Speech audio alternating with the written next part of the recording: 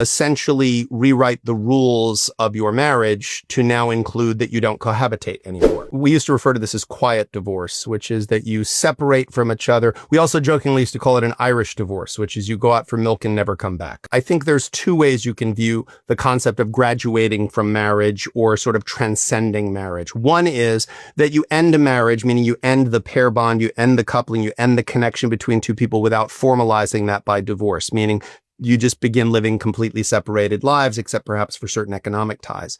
The other way of viewing it is that you essentially rewrite the rules of your marriage to now include that you don't cohabitate anymore. And there are actually a surprising number of people who have made that choice, who do not live in New York City. This is actually something people do, is they'll buy another apartment or rent another apartment in the same building as their spouse, and they'll sort of have separate lives, separate bedrooms, separate bathrooms.